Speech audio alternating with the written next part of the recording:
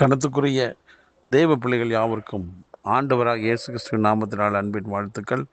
தினம் ஒரு தூதன் வழியாக உங்களை சந்திக்கிறதில் சந்தோஷப்படுகிறேன். இந்த நாளிலே ஏசாயா தீர்க்கதரிசன புஸ்தகம் 54:8, அற்ப காலம் மூண்ட கோபத்தினால் என் முகத்தை இமைப்பொழுது உனக்கு மறைத்தேன், ஆனாலும் நித்திய கிருபையுடன் உனக்கு இறங்குவேன் என்று கர்த்தராகிய மீட்பர் சொல்லுகிறார் என்று. அன்பானவர்களே, ஆண்டவர் பொங்கி எழும் சீற்றத்தால் இமைப்பொழுது என் முகத்தை நான் மறைச்சிட்டேன் உனக்கு, ஆனாலும் என்னென்னைக்குமே என்னுடைய பேர் அன்பால் உனக்கு இரக்கங்காடு பாராட்டுவேன் அப்படின்னு ஆண்டவர் சொல்கிறாரு. அப்போ ஆண்டவருடைய நோக்கத்தை, அவருடைய குணாதிசயங்களை இந்த வசனத்தின் மூலமாக நாம் பார்க்க போகிறோம். அவர் எப்படிப்பட்டவராக இருக்கிறார் அப்படின்னா, தம்முடைய இரக்கத்தை என்னென்னைக்கு காட்டக்கூடியவராக இருக்கிறார். அதே போல் நிரந்தரமான கிருபையுடன் நமக்கு இறங்கக்கூடியவராக இருக்கிறார். ஏன் ஆண்டவர் இந்த நாட்களிலே அப்படிப்பட்ட இரக்கமும் கிருபையும் உள்ளவராக இருக்கிறாருன்னா, ஒரே ஒரு காரியம், உங்கள் மேலே ஆண்டவருடைய அன்பு இன்னும் மாறலை என்று தான் அர்த்தம்.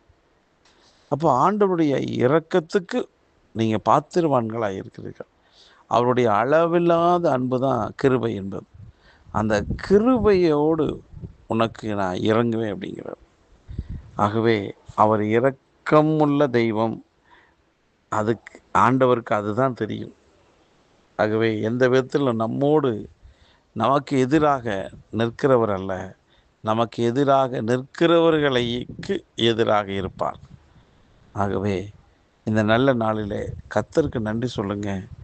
ஆண்டவர் ஒரு செகண்டு மறைச்சது போல் தன்னை மறைச்சிருக்கலாம், ஆனால் என்னென்னைக்குமே அளவில்லாத அன்பினால் நம்ம மேலே இரக்கத்தை வைத்து நம்மை மீட்டு கொள்ளக்கூடிய தெய்வமாக இருக்கிறார். ஆகவே நீங்கள் எந்த சூழ்நிலையிலும் நீங்கள் மீட்கப்படுவீர்கள் அவரால். எந்த சூழ்நிலையிலும் கர்த்தர் உயர்த்துகிறவராக இருக்கிறார், கைவிடப்படுவதே இல்லை.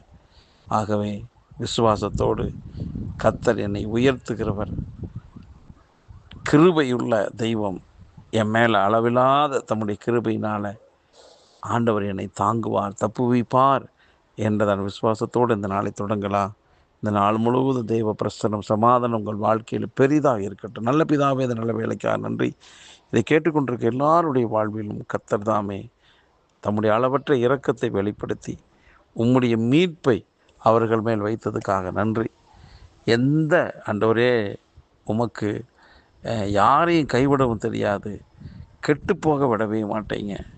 ஆமாண்டவரே, நித்திய கிருபையுடன் எங்களுக்காக இறங்கி ஆண்டவரே எந்த விதத்தில் கைவிடாமல் எங்களை காப்பாற்றக்கூடியவராக இருக்கிறீர். எல்லாரையும் வாழ்த்துகிறேன், ஆசீர்வதிக்கிறேன். இயேசு கிறிஸ்துவின் நாமத்தில் ஜெபிக்கிறேன் நல்ல பிதாவே, ஆமென்.